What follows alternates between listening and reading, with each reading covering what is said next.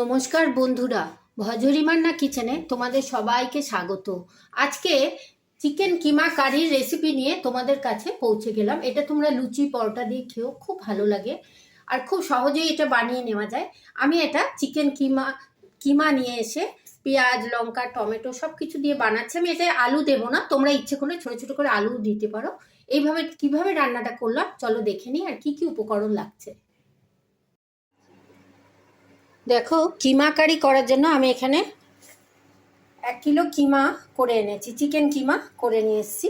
এখানে একটু পেঁয়াজ আর টমেটো ব্যবহার করব, আর একটু আদা রসুন বাটা ব্যবহার করব, আর শুকনো লঙ্কা গোটা গরম মশলা দিয়ে আমি কিমার তরকারিটা রান্না করে তোমাদের সঙ্গে শেয়ার করছি।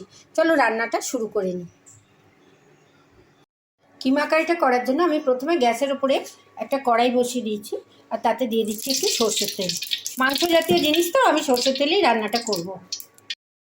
তেলটা যখন একটু গরম হয়ে এসছে, আমি তেলের মধ্যে দিয়ে দিলাম একটা শুকনো লঙ্কা, একটু তেজপাতা, একটু দারচিনি। এভাবে আমি একটু গোটা গরম মশলা দিয়ে মশলাটা একটু ভেজে নিচ্ছি। ফোড়নটা যখন একটু ভাজা ভাজা হয়ে এসছে, এর মধ্যে আমি কুচি রাখা পেঁয়াজ দিয়ে দিলাম। এই কিমার তরকারিতে একটু পেঁয়াজটা ভালোই লাগে, খেতেও ভালো লাগে আর গন্ধটাও খুব ভালো হয়।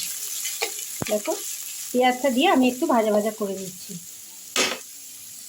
দেখো, পেঁয়াজটা যখন একটু ভাজা ভাজা হয়ে এসছে, পুরো লাল আমি করছি না, তখন এর মধ্যে আমি একটু আদা রসুনের পেস্ট দিয়ে দিলাম। আদা রসুনের পেস্ট দিয়ে আবার একটু ভালো করে নেড়ে চেড়ে নিচ্ছি। এই কিমার কারিতে একটু আদা রসুনটা বেশি লাগে, মাংস প্রিপারেশন তো একটু আদা রসুন বেশি হলে খাবারটা টেস্টি হয়। আদা রসুনটা যখন একটু ভাজা ভাজা হয়েছে, তার মধ্যে আমি টমেটোটা দিয়ে দিলাম। টমেটোটা একটুখানি কষা হবে, নাহলে কাঁচা গন্ধটা চোখ থাকবে, সেই জন্য একটু কষে নিচ্ছি।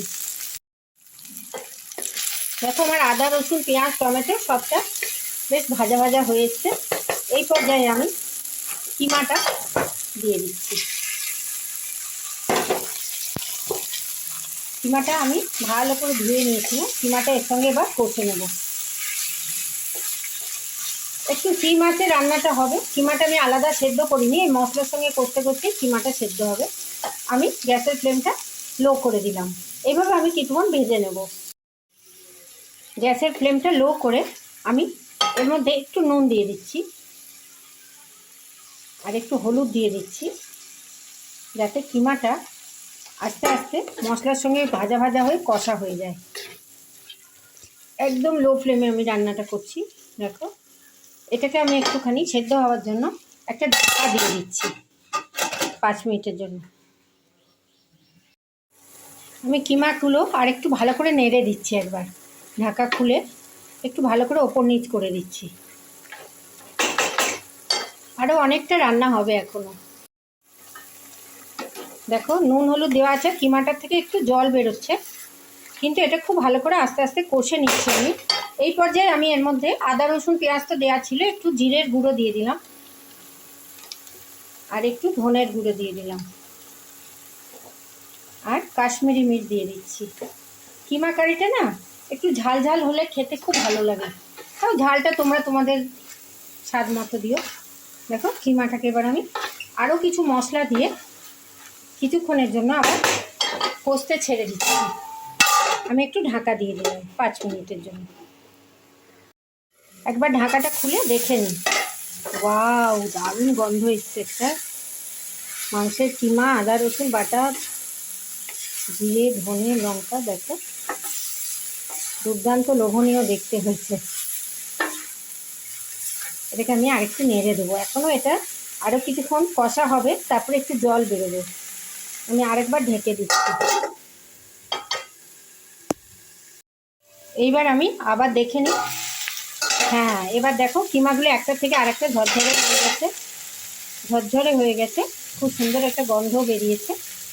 এই পর্যায়ে এটা এবার আমি এর মধ্যে একটু জল দিয়ে দিলাম, যাতে মশলা আর কিমাটা খুব ভালো করে মাখামাখি হয়ে যায়।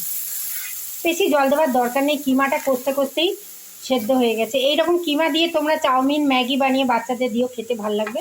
আর এরকম কিমার তরকারি তোমরা পরোটা বা লুচি দিয়ে খেয়েও খুব দুর্দান্ত হয় খেতে।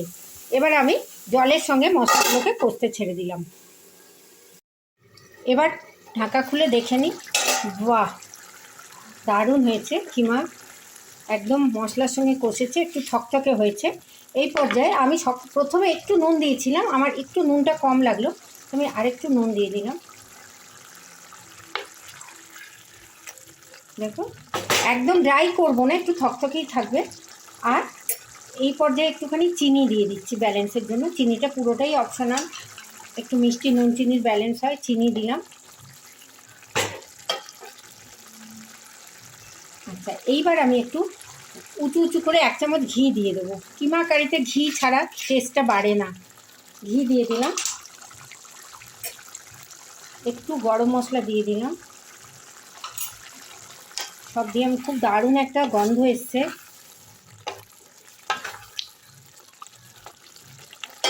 আর সবার শেষে আমি দিয়ে দিচ্ছি কস্তুরি মেথি পাউডার।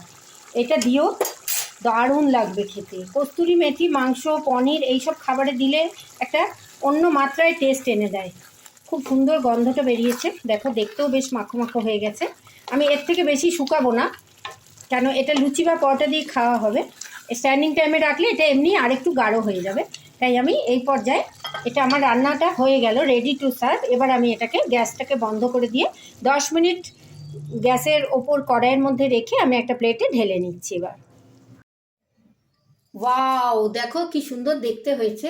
আমি কিমা কারিটাকে কড়াই থেকে একটা বাটিতে সার্ভিং বলে তুলে নিয়েছি। এইভাবে তোমরা কিমা কারি বানিয়ে ঘরে খেয়েও, পরোটা বা লুচি, মাংস তো খাই, কিমা বানিয়ে একবার খেয়ে দেখো, খুব সুন্দর খেতে হয়। যদি আমার এই ভিডিওটা তোমাদের ভালো লাগে, অনেক লাইক, শেয়ার আর কমেন্ট করো। সাবস্ক্রাইব করে বেল আইকন প্রেস করো, যাতে আমার সব ভিডিও তোমরা দেখতে পাও। কোন বন্ধু কোথা থেকে দেখছো জানাতে ভুলো না। সবাই খুব ভালো থেকো, সুস্থ থেকো। ধন্যবাদ।